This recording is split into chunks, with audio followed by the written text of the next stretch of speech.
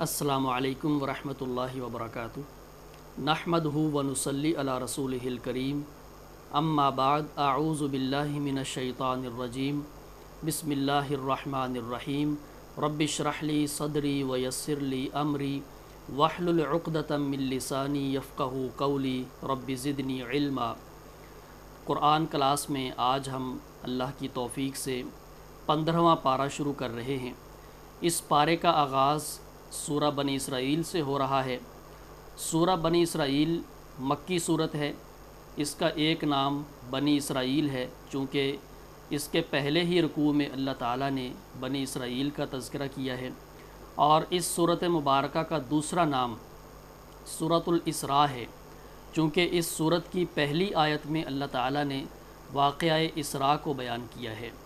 یہ صورت مکی صورت ہے، جیسا کہ اس کی پہلی ہی آیت اس بات کو واضح کرتی ہے کہ نبی کریم صلی اللہ علیہ وآلہ وسلم کو جب اللہ تعالیٰ نے معراج کروائی ہے اس کے بعد اس صورت کو نازل کیا ہے، اور جو معراج آپ کو ہوا ہے یہ ہجرت سے 1 سال پہلے ہوا ہے۔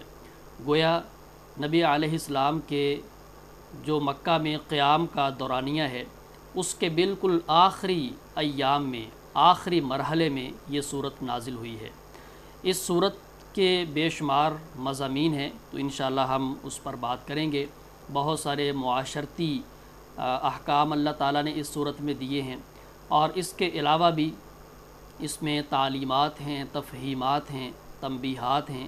ان ساری چیزوں پر ہم انشاءاللہ بات کریں گے۔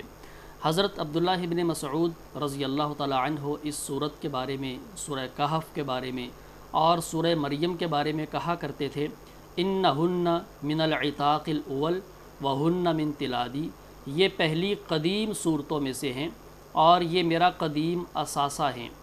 نبی کریم صلی اللہ علیہ وسلم سورہ بنی اسرائیل اور سورہ زمر کو رات کو پڑھ کر سویا کرتے تھے۔ تو آئیے شروع کرتے ہیں اس سورہ مبارکہ کو۔ پہلے ہم ترجمہ پڑھتے ہیں، الفاظ کو مختصر حل کرتے ہیں، پھر انشاءاللہ تفسیر کریں گے۔ بسم اللہ الرحمن الرحیم۔ سبحان الذی اسریٰ بعبدہ، پاک ہے وہ ذات۔ سبحان یہ اسم مصدر ہے، اس سے پہلے فعل محذوف ہوتا ہے۔ سبحت یا اسبح سبحان، اور یہ مضاف ہے الذی کی طرف۔ تو پاک ہے وہ ذات جس نے اسریٰ رات کو چلایا۔ اسریٰ یسری، اس کا معنی ہوتا ہے رات کو چلانا، ویسے اصل معنی ہوتا ہے اس کا چلنا۔ اسریٰ باب افعال اور سرا جو ثلاثی مجرد ہے، دونوں کا معنی ہوتا ہے چلنا، رات کو چلنا، لیکن جب اس کے بعد بازر بی آ جائے تو یہ متعدی ہو جاتا ہے، یعنی اس کا ترجمہ ہوتا ہے چلانا۔ تو اسریٰ اس نے رات کو چلایا، بعبدہ اپنے بندے کو، لیلاً اگرچہ اسریٰ میں رات کو چلنے کا معنی پایا جاتا ہے، لیکن یہاں پر لیلاً کو الگ سے ذکر کیا گیا تاکہ رات کے اس حصے کی مدت کو ظاہر کیا جائے۔ تو وہ قلیل مدت، یعنی لیلاً رات کے ایک حصے میں، رات کے کچھ حصے میں، چونکہ یہ نکرہ ہے اور اس میں تبعیض کا معنی پایا جا رہا ہے۔ من المسجد الحرام، مسجد حرام سے، الی المسجد الاقصی، مسجد اقصی تک۔ تو مسجد حرام یعنی کہ وہ مسجد ہے جو خانہ کعبہ کے پاس ہے، بلکہ پورا حرم وہ مسجد حرام کے حکم میں ہے۔ اور مسجد اقصی، اقصی کا معنی ہے یعنی کہ دور والی، تو اس سے مراد وہ مسجد ہے کہ جس کو بیت المقدس کہا جاتا ہے، چونکہ وہ مکہ المکرمہ سے بہت دور مسافت پر تھی تو اسے مسجد اقصی سے تعبیر کیا گیا۔ تو اس کی ایک یہاں پر صفت ہے الاقصی، دور والی، چونکہ مکہ سے بیت المقدس کا جو سفر ہے وہ 40 دن کا ہے ایک سائیڈ کا۔ الذی بارکنا حولہ، وہ جو ہم نے برکت دی ہے اس کے ارد گرد۔ تو یہ اس کی دوسری صفت بیان کی جا رہی ہے مسجد اقصی کی۔ تو ظاہری اور مادی طور پر بھی وہ جگہ بابرکت ہے، وہاں پہ چشمے ہیں، باغات ہیں، اناج ہیں، ہر چیز وافر ہے، اور روحانی طور پر بھی وہ جگہ بابرکت ہے کہ وہاں پہ اللہ تعالیٰ کے بے شمار انبیاء مبعوث ہوئے ہیں، اللہ کی ساری آسمانی کتابیں وہاں پر پڑھ کر سنائی گئی ہیں۔ وہ جگہ انبیاء کا مولد اور مدفن ہے۔ لِنُرِيَهُ، تاکہ ہم دکھائیں اسے، تو یہ لام کی ہے، اس کے بعد ان پوشیدہ ہوتا ہے، جس کی وجہ سے فعل مضارع پر زبر آ رہی ہے، تاکہ ہم دکھائیں اسے من آیاتنا، اپنی نشانیوں میں سے۔ انہ هو السمیع البصیر، بے شک وہ سننے والا دیکھنے والا ہے۔ وآتینا، اور ہم نے دی موسیٰ علیہ السلام کو الکتابہ، کتاب یعنی تورات، وجعلناہ، اور ہم نے اس کو بنایا ہدن، ہدایت، لبنی اسرائیل، بنی اسرائیل کے لیے، اللہ تتخذوا من دونی وکیلا، کہ نہ تم بناؤ میرے علاوہ وکیلا، کوئی کارساز۔ یہ جو ہے اللہ تتخذوا، یہ اصل میں ہے ان لا تتخذوا، تو ان یہاں پر مصدریہ ہے، یعنی کہ اس کتاب کا خلاصہ کیا تھا کہ میرے علاوہ کسی کو کارساز نہ بناؤ، یا ان جو ہے ای کے معنی میں بھی ہو سکتا ہے، یعنی کہ تفسیر کے معنی میں، اور وکیلا جو ہے یہ فعیل کے وزن پہ ہے، وکلا یکیلو سے سپرد کرنا، حوالے کرنا۔ ذریۃ من حملنا مع نوح، ذریۃ یہ منصوب ہے، اس سے پہلے یا پوشیدہ ہے، ترجمہ ہم کریں گے یا ذریۃ، اے اولاد، من ان لوگوں کی جنہیں حملنا ہم نے سوار کیا، مع نوح علیہ السلام کے ساتھ۔ تو یہ گویا کہ مخاطب کیا جا رہا ہے، اس سے پہلے حرف ندا محذوف ہے۔ انہ کان عبدا شکورا، بے شک وہ شکر گزار بندہ تھا، نوح علیہ السلام۔ وقضینا، اور ہم نے فیصلہ سنا دیا۔ یہ قضینا جو ہے یہ اس کے بعد کوئی ابلغنا اس طرح کا فعل پوشیدہ ہے، یعنی ہم نے یہ فیصلہ پہنچا دیا، سنا دیا، الی بنی اسرائیل، بنی اسرائیل کو، فی الکتابی، کتاب میں۔ تو کتاب سے مراد صرف تورات نہیں ہے بلکہ تمام سابقہ آسمانی کتابیں ہیں، یعنی کہ الکتاب سے مراد وہ تمام کتابیں ہیں جو بنی اسرائیل کی طرف نازل کی گئی۔ لتفسدن، کہ تم ضرور فساد کرو گے، فی الارض، زمین میں، مرتین، دو مرتبہ، ولتعلن، اور تم ضرور سرکشی کرو گے، علوا کبیرا، بہت بڑی سرکشی۔ تفسدن یہ اصل میں تفسدون تھا، تفسدونن تھا، اور تعلن اصل میں تعلوونن تھا، تو یہ دو مرتبہ فساد کرو گے اور سرکشی کرو گے۔ فَإِذَا جَاءَ وَعْدُ أُولَاهُمَا، پھر جب آ گیا وعد، وعدہ، اولاہما، ان دونوں میں سے پہلا، بعثنا علیکم، ہم نے بھیجے تم پر، عباد لنا، اپنے کچھ بندے، اولی بأس شدید، جو سخت لڑائی والے تھے، فجاسو، پس وہ داخل ہو گئے، خلال الدیار، گھروں کے درمیان میں، گھروں کے صحنوں میں، گھروں کے اندر، خلال یعنی کہ اندر، پس وہ گھروں کے اندر داخل ہو گئے، گھس گئے۔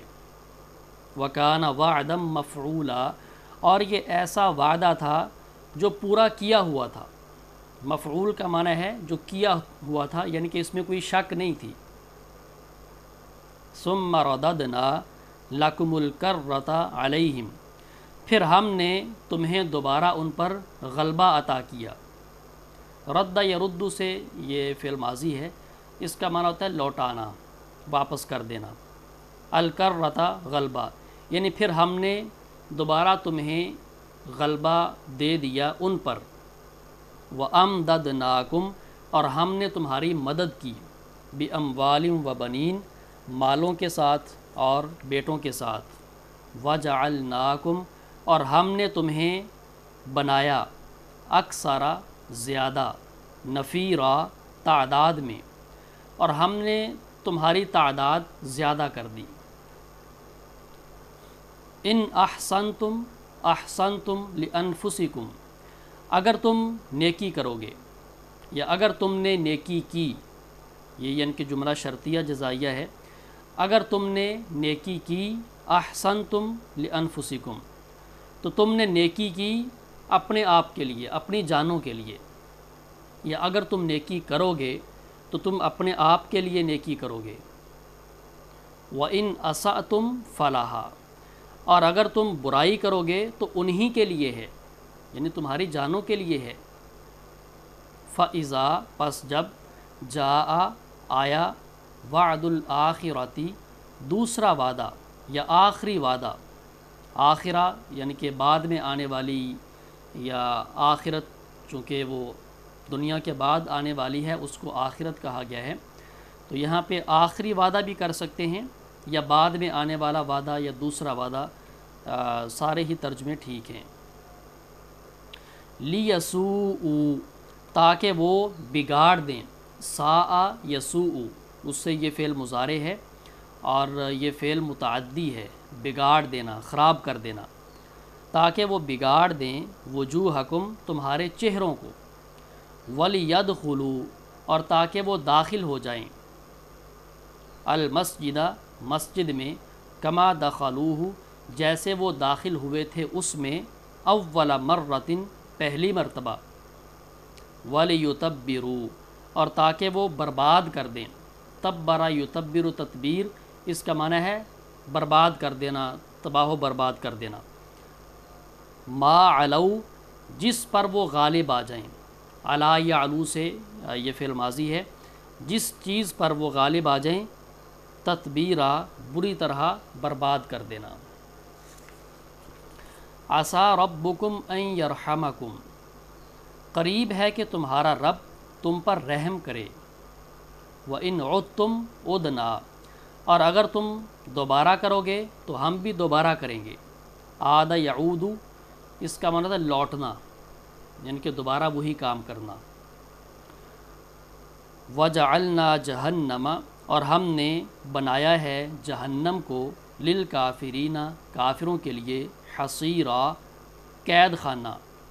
یہ حصرا یحصر سے ہو سکتا ہے جس کا معنی ہوتا ہے بند کر دینا، قید کر دینا، حصر یحصر حصرا قید کر دینا، گھیر لینا، تو اسی سے حصیر قید خانہ۔ یا پھر یہ ہے حصیر کا معنی چٹائی، یعنی کہ جو ان کا بچھونا ہوگا وہ جہنم کا بچھونا ہوگا۔ ان ھذا القرآن بے شک یہ قرآن، یہدی ہدایت دیتا ہے، للتی اس راستے کی جو ہی اقوم سب سے سیدھا ہے، ویبشر اور خوشخبری دیتا ہے، المؤمنین مومنوں کو، ایمان والوں کو، الذین وہ لوگ جو یعملون الصالحات نیک عمل کرتے ہیں، ان لہم اجرا کبیرا کہ ان کے لیے بہت بڑا اجر ہے، وان الذین اور یہ کہ وہ لوگ جو لا یؤمنون بالآخرہ نہیں ایمان رکھتے آخرت پر، اعتدنا ہم نے تیار کیا ہے، لہم ان کے لیے، عذاباً علیما دردناک عذاب۔ تو یہ آیت نمبر 10 تک میں نے ترجمہ اور الفاظ کی مختصر وضاحت کی ہے۔ آتے ہیں ان آیات کی مختصر تفسیر کی طرف۔ تو اس صورت کا آغاز جس جملے سے ہو رہا ہے وہ ہے سبحان الذی، پاک ہے وہ ذات، یعنی بڑا ہی غیر معمولی اللہ تعالیٰ نے سٹائل اختیار کیا ہے اور انداز اپنایا ہے۔ تو چونکہ اس کے بعد جو واقعہ اللہ تعالیٰ نے بیان فرمانا تھا وہ بڑا غیر معمولی تھا، تو اللہ تعالیٰ نے بات کو شروع ہی اس انداز سے کیا کہ پاک ہے وہ ذات، وہ ہر قسم کی کمزوری سے، نقص اور عیب سے اللہ تعالیٰ پاکیزہ ہے۔ تو جو تم سمجھتے ہو اللہ تبارک و تعالیٰ ان ساری کمزوریوں سے پاکیزہ ہے، تو لہٰذا اگر اللہ تعالیٰ نے اپنے بندے کو رات کے کچھ حصے میں مسجد حرام سے مسجد اقصیٰ کا سفر کروایا ہے اور پھر وہاں سے سدرۃ المنتہا کا سفر کروایا ہے، تو اللہ تعالیٰ کروا سکتا ہے، وہ قادر ہے۔ جن کمزوریوں سے تم زندگی گزارتے ہو اور جن عیبوں اور خامیوں کا تم مجموعہ ہو، اللہ تبارک و تعالیٰ ان ساری کمزوریوں سے، عیبوں سے اور نقائص سے پاکیزہ ہے، وہ قادر ہے ہر چیز پر۔ تو اللہ تعالیٰ نے نبی کریم صلی اللہ علیہ وسلم کو یہ معراج کا تحفہ عطا کیا ہے۔ جب ابو طالب اور آپ کی زوجہ حضرت خدیجۃ الکبریٰ رضی اللہ تعالی عنہا یکے بعد دیگرے اس دنیا سے چلے گئے اور نبی علیہ السلام کے لیے کافروں کی طرف سے بڑی ہی شدید آزمائش کا سامنا کرنا پڑا، ان کی ایذا رسانیاں بڑھ گئیں، تو اللہ تعالیٰ نے آپ کی دلجوئی کے لیے اور آپ کو تسلی دینے کے لیے معراج کا تحفہ عطا کیا۔ تو آپ کو بیت اللہ سے بیت المقدس تک اور پھر وہاں سے سدرۃ المنتہا تک اللہ تعالیٰ نے یہ سیر کروائی۔ تو جس رات یہ معراج ہوئی ہے، اللہ کے رسول صلی اللہ علیہ وسلم ام ہانی کے گھر تشریف فرما تھے، وہاں سے آپ کو حتیم میں لایا گیا اور پھر وہاں سے آپ کو براق پر سوار کر کے بیت المقدس یا مسجد اقصیٰ آپ پہنچے ہیں، اور پھر وہاں پر آپ نے انبیاء کی امامت کروائی ہے اور وہاں سے آسمانوں پر گئے ہیں، مختلف انبیاء سے ملاقاتیں ہوئی ہیں، جنت اور جہنم کی آپ نے سیر کی ہے، کائنات کی مختلف نشانیوں کو آپ نے دیکھا ہے، اور پھر واپس آپ بیت المقدس آئے ہیں اور وہاں سے بیت اللہ آئے ہیں۔ تو یہ رات کے کچھ حصے میں اللہ تعالیٰ نے اپنی قدرت کاملہ سے یہ آپ کو تحفہ عطا کیا۔ یہ جو معراج آپ کو ہوئی ہے، اس کے دو حصے ہیں، جس کے پہلے حصے کا یہاں پہ تذکرہ ہے۔ ایک ہے اسراء، دوسرا ہے معراج۔ تو اسراء یعنی کہ بیت اللہ سے بیت المقدس کا سفر جو یہاں پر بیان کیا جا رہا ہے، اور وہاں سے پھر معراج یعنی کہ سیڑھی کے ذریعے آپ آسمانوں پر چڑھے ہیں اور سدرۃ المنتہا تک آپ گئے ہیں۔ تو یہاں پر پہلے حصے کو بیان کیا جا رہا ہے۔ نبی کریم صلی اللہ علیہ وسلم کو اللہ تعالیٰ نے حالت بیداری میں جسم اور روح سمیت یہ معراج کروایا ہے۔ یہ خواب کا واقعہ نہیں ہے، یہ کوئی کشف اور وجدان نہیں ہے، بلکہ یہ اللہ تعالیٰ کی طرف سے ایک عظیم معجزہ ہے جو اللہ کے رسول کو عطا کیا گیا ہے۔ اگر یہ خواب ہوتا، کوئی کشف ہوتا، تو اللہ کو یہ کہنے کی ضرورت نہیں تھی کہ سبحان الذی، پاک ہے وہ ذات۔ تو اللہ تعالیٰ آغاز اس طرح فرما رہا ہے کہ خواب تو آتے رہتے ہیں، خواب تو سبھی کو آتے ہیں، خواب میں تو انسان کہاں سے کہاں کی سیر کر لیتا ہے، اور کشف بھی بہت سے لوگوں کو ہوتے رہتے ہیں، اور وہ اپنے ان مکاشفات میں کیا سے کیا دعوے کرتے ہیں۔ تو خواب اگر ہوتا تو مشرکین مکہ کو بھی اعتراض نہیں ہونا تھا، تو انہوں نے کہنا تھا کہ ٹھیک ہے، خواب تو ہمیں بھی آتے ہیں، تو خواب میں چلے گئے ہیں تو کیا بات ہے، یا یہ صرف روحانی سیر ہوتی تو پھر بھی کوئی بڑی بات نہیں تھی۔ تو اصل اعتراض تو یہی تھا نا کہ یہ کیسے ممکن ہے؟ تو فرمایا کہ ممکن ہے، جس اللہ نے کروایا ہے وہ سبحان الذی، وہ پاک ہے وہ ذات، وہ ہر چیز پر قادر ہے۔ جب تم نے اللہ کو یہ مان لیا ہے کہ وہ علی کل شیء قدیر ہے، وہ ہر چیز پر قادر ہے، تو پھر اس بات کو ماننے میں کیا تعمل ہے، اس بات کو ماننے میں کیا چیز رکاوٹ بن رہی ہے؟ تو فرمایا کہ یہ مسجد حرام سے مسجد اقصیٰ تک کا یہ سفر ہے، رات کے کچھ حصے میں اللہ تعالیٰ نے یہ کروایا ہے تاکہ ہم آپ کو اپنی نشانیاں دکھائیں۔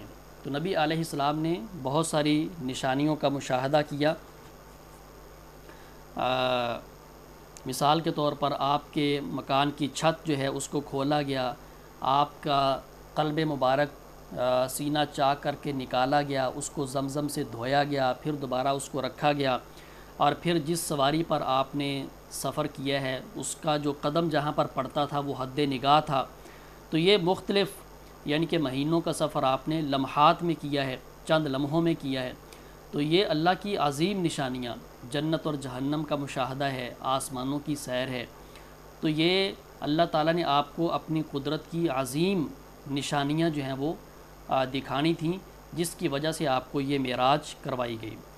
تو یہاں پر پہلا حصہ ہے، اس کا جو دوسرا حصہ ہے یعنی کہ بیت المقدس سے آسمانوں تک، تو وہ انشاءاللہ سورہ نجم میں اس پر تفصیل سے ہم بات کریں گے، اور کچھ اہم مسائل ہیں وہ بھی انشاءاللہ وہیں پر ڈسکس کریں گے۔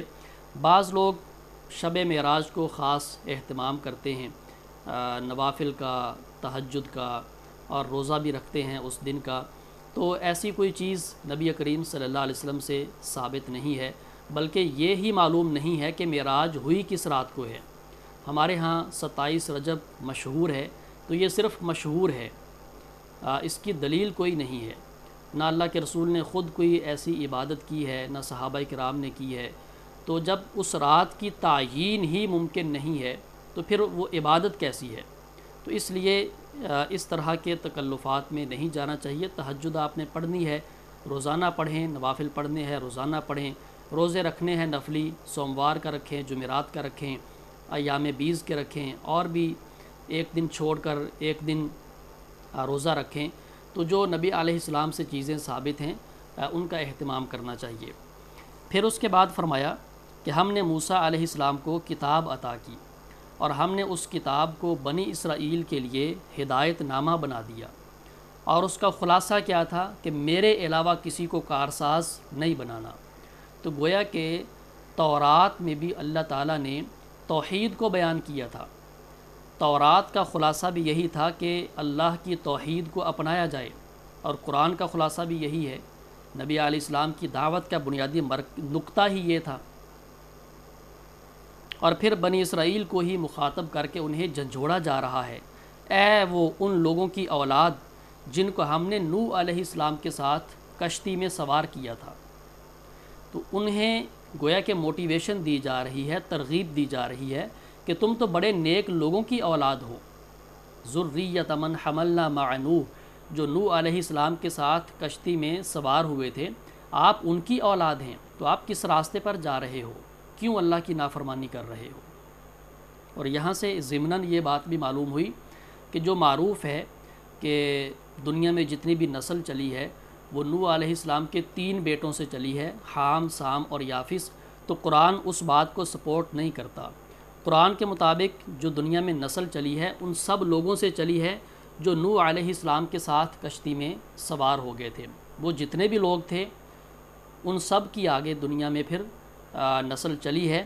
اس آیت کریمہ سے یہ بات معلوم ہو رہی ہے۔ تو نوح علیہ السلام تو اللہ کے شکر گزار بندے تھے، تم کس ناشکری میں پڑے ہوئے ہو؟ پھر انہیں خبردار کیا جا رہا ہے، ان کے جو دور عروج اور دور زوال ہیں اس کی خبر دی جا رہی ہے۔ ہم نے بنی اسرائیل کو پہلے ہی یہ بات بتا دی تھی، خبردار کر دیا تھا کہ تم زمین میں 2 مرتبہ فساد کرو گے اور سرکشی کرو گے، پہلے ہی بتا دیا تھا۔ چنانچہ جب پہلا وعدہ آیا، تم نے فساد کیا، اللہ کی نافرمانی کی اور شرک اور بت پرستی کی طرف متوجہ ہوئے، تو ہم نے تم پر اپنے نہایت سخت جنگجو بندے بھیج دیے، وہ تمہارے گھروں کے اندر داخل ہو گئے، اور یہ ایسا وعدہ تھا جو پورا کیا ہوا تھا۔ تو یہ پہلی تباہی کا یہاں پر ذکر ہے۔ تاریخی طور پر یہ بخت نصر کا نام لیا جاتا ہے، جو بابل کا بادشاہ تھا، کہ اس نے ان پر حملہ کیا اور ان کی اینٹ سے اینٹ بجائی، ان کو تباہ و برباد کر دیا، اور ان کے گھروں کے اندر وہ داخل ہو گئے۔ یعنی کہ یہ ذلت اور پستی کی انتہا ہوتی ہے کہ دشمن گھروں کے اندر داخل ہو جائے۔ تو اللہ تعالیٰ نے انہیں بالکل بری طرح تباہ و برباد کر دیا۔ یہ عیسیٰ علیہ السلام سے بھی یعنی کہ سینکڑوں سال پہلے کی بات بیان کی جاتی ہے۔ پھر فرمایا کہ ہم نے تمہیں غلبہ عطا کیا، تمہیں مال، بیٹے، سب کچھ عطا کیا، اور تمہاری تعداد بڑھا دی۔ پھر اس کے بعد ان میں یعنی کہ اصلاح ہوئی، اور انہوں نے اللہ تعالیٰ کی طرف، اللہ کی بندگی کی طرف توجہ کی، اور بت پرستی کو چھوڑا، اللہ کی نافرمانی کو چھوڑا، اور اپنی اصلاح کی، تو اللہ تعالیٰ نے انہیں پھر دوبارہ غلبہ دے دیا۔ تو فرمایا کہ اگر تم نیکی کرو گے تو اپنے لیے ہی کرو گے، اگر برائی کرو گے وہ بھی تمہارے لیے ہے۔ چنانچہ جب دوسرا وعدہ آیا تو پھر ہم نے تم پر ایسے ہی سخت جنگجو لوگوں کو بھیجا تاکہ وہ تمہارے چہروں کو بگاڑ دیں اور وہ مسجد میں داخل ہو جائیں جیسے پہلی مرتبہ داخل ہوئے تھے، اور تاکہ وہ ہر چیز کو تباہ و برباد کر دیں۔ اب یہ جو دوسرا حملہ ہے اس کے بارے میں تاریخی طور پر اس کی تشریح یہ کی جاتی ہے کہ عیسیٰ علیہ السلام کے بعد ٹائٹس نام کا ایک گورنر تھا رومی، اس نے حملہ کیا اور اس نے پھر جو بیت المقدس تھا اس کی اینٹ سے اینٹ بجائی اور ان کو تباہ و برباد کر دیا، اور ان کی کتابوں کو جلا دیا، ان کا قتل عام کیا۔ بہرکیف یہ تاریخی طور پر یہ باتیں بیان کی جاتی ہیں۔ اگر ہم قرآن کی روشنی میں بھی دیکھیں تو بنی اسرائیل نے فساد تو بہت کیا ہے، ان پر تباہیاں بھی بہت آئی ہیں، اللہ نے ان کو عروج بھی دیا ہے۔ اب دیکھیں نا کہ قرآن میں سورہ بقرہ میں اللہ تعالیٰ نے ان کے کتنے جرائم گنوائے ہیں، کتنی ان کی نافرمانیاں گنوائی ہیں، کیا کیا کچھ انہوں نے نہیں کیا۔ اور اسی طرح سورۃ المائدہ میں بھی اللہ تعالیٰ نے ان پہ فرد جرم عائد کی ہے۔ تو ان کے گناہ اور فسادات تو اتنے زیادہ ہیں کہ قرآن ان سے بھرا پڑا ہے۔ پھر فرمایا کہ قریب ہے کہ تمہارا رب تم پر رحم کرے، اور اگر تم دوبارہ کرو گے وہی کام ہم بھی دوبارہ ویسا ہی کریں گے۔ یعنی اگر تم اپنی سرکشی اور نافرمانی کو نہیں چھوڑو گے تو ہم بھی پھر تمہیں نشان عبرت بناتے رہیں گے۔ تو ایسا ہی ہوا۔ اب دیکھیں نبی کریم صلی اللہ علیہ وسلم جب مدینہ طیبہ آئے ہیں تو وہاں پر ان کے 3 بڑے قبیلے تھے، بنو قینقاع، بنو نذیر، بنو قریظہ۔ تینوں نے غداری کی، بدعہدی کی، مسلمانوں کے ساتھ مسلمانوں کو نقصان پہنچانے کی کوشش کی۔ تو نبی علیہ السلام نے ایک ایک کر کے ان کو مدینہ سے نکال دیا۔ وَإِنْ عُدْتُمْ عُدْنَا، اگر تم دوبارہ سرکشی کرو گے ہم بھی پھر اس کو ریپیٹ کریں گے، دہرائیں گے تمہاری تاریخ۔ تو انہوں نے سرکشی کی مدینہ میں، اللہ کے رسول نے ان کو ایک ایک کر کے جلاوطن کر دیا اور یہ خیبر چلے گئے، حتیٰ کہ بنو قریظہ کے تو جنگجو لوگوں کو قتل کر دیا گیا تھا۔ خیبر جا کر بھی انہوں نے اسی اپنی تاریخ کو دہرایا۔ حضرت عبداللہ ابن عمر رضی اللہ عنہ کے ہاتھ پاؤں توڑ دیے، تو امیر عمر رضی اللہ تعالی عنہ نے پھر ان کو خیبر سے نکال دیا اور پورے جزیرہ عرب کو ان سے پاک صاف کر دیا۔ اور پھر آپ دیکھیں کہ ماضی قریب میں ہٹلر نے ان کے ساتھ کیا کچھ نہیں کیا۔ تو جیسے جیسے مطلب کہ یہ سرکشی کرتے ہیں اللہ تعالیٰ ان کو پھر اس کی عبرتناک سزا دیتا ہے۔ آپ پھر یہ فلسطین پر قابض ہو کر وہاں پر اسرائیل کے نام سے اپنی ریاست بنائے بیٹھے ہیں، اپنا ملک وہاں پر بنائے بیٹھے ہیں، قبضہ کیا ہوا ہے، فلسطینیوں پر ظلم و ستم ڈھا رہے ہیں۔ تو یہ ان کی جو ظلم و ستم کی داستان ہے، سرکشی کی داستان ہے، یہ زیادہ طویل ہونے والی نہیں ہے۔ اب تو ان کے ساتھ دیگر غیر مسلم اقوام ہیں جو مسلم دشمنی میں ان کا ساتھ دے رہی ہیں، لیکن انشاءاللہ وہ وقت دور نہیں ہے کہ جب پھر ان پر اللہ تعالیٰ کی طرف سے عذاب کا کوڑا برسے گا اور یہ نشان عبرت بنیں گے۔ تو فرمایا کہ وَإِنْ عُدْتُمْ عُدْنَا، اگر تم دوبارہ وہی کام کرو گے ہم بھی ویسا ہی کریں گے۔ وَجَعَلْنَا جَهَنَّمَ لِلْكَافِرِينَ حَصِيرًا، اور ہم نے جہنم کو کافروں کے لیے قید خانہ بنا رکھا ہے۔ پھر ان یہودیوں کو، مشرکوں کو، دنیا کے تمام لوگوں کو قرآن کی دعوت دی جا رہی ہے کہ إِنَّ هَذَا الْقُرْآنَ يَهْدِي لِلَّتِي هِيَ أَقْوَمُ، یہ قرآن ہے جو اس راستے کی ہدایت دیتا ہے جو سب سے سیدھا ہے، اور یہ اہل ایمان کو خوشخبری دیتا ہے کہ ان کے لیے بہت بڑا اجر ہے۔ تو سب سے سیدھا راستہ قرآن کا راستہ ہے، سب سے جو اقوم راستہ ہے وہ قرآن کا راستہ ہے۔ قرآن جس راستے پر بلاتا ہے، قرآن جس راستے کی طرف دعوت دیتا ہے، قرآن جو بات کرتا ہے وہ عقل اور تہذیب کے سب سے زیادہ قریب ہے۔ قرآن جو مینرز اور آداب بتاتا ہے وہ سب سے زیادہ اچھے ہیں۔ اس لیے قرآن مجید کی طرف آنا چاہیے، قرآن مجید کو اپنی زندگی کا ایک دستور العمل بنانا چاہیے، قرآن کے مطابق اپنے معمولات کو سیٹ کرنا چاہیے۔ اگر کوئی بندہ قرآن کے مطابق عمل کرتا ہے، قرآن کے مطابق اپنی زندگی بسر کرتا ہے، تو اس کی زندگی نہایت خوبصورت ہو جاتی ہے۔ یعنی لوگ مینرز سیکھنے کے لیے اور گفتگو کا طریقہ سیکھنے کے لیے، اٹھنے بیٹھنے کے لیے، آنے جانے کے لیے ورکشاپس لیتے ہیں اور ٹریننگز لیتے ہیں اور یہ چیزیں سیکھتے ہیں کہ ہمیں اچھی چیز مل جائے، تو سب سے اچھی راہ جو بتاتا ہے وہ قرآن ہے۔ قرآن آپ کو گفتگو کا جو سلیقہ بتائے گا وہ کوئی اور نہیں بتا سکتا۔ قرآن آپ کو جس راستے پر چلائے گا وہ راستہ کوئی اور نہیں بتا سکتا۔ تو سب سے سیدھا راستہ قرآن کا راستہ ہے، اور یہ الحمدللہ قرآن ہمارے پاس موجود ہے۔ تو فرمایا کہ یہ ایک تو سیدھے راستے پر چلاتا ہے، اور یہ اہل ایمان کو خوشخبری دیتا ہے کہ ان کے لیے بہت بڑا اجر ہے۔ وَأَنَّ الَّذِينَ لَا يُؤْمِنُونَ بِالْآخِرَةِ، اور جو لوگ آخرت پر ایمان نہیں رکھتے، أَعْتَدْنَا لَهُمْ عَذَابًا أَلِيمًا، ہم نے ان کے لیے عذاب علیم تیار کر رکھا ہے۔ جو ماننے والے ہیں ان کے لیے خوشخبری ہے، اور جو نہیں مانتے ان کے لیے عذاب علیم ہے۔ یہ قرآن معیار ہے، جنت اور جہنم کا معیار قرآن ہے، عزت اور پستی کا معیار قرآن ہے۔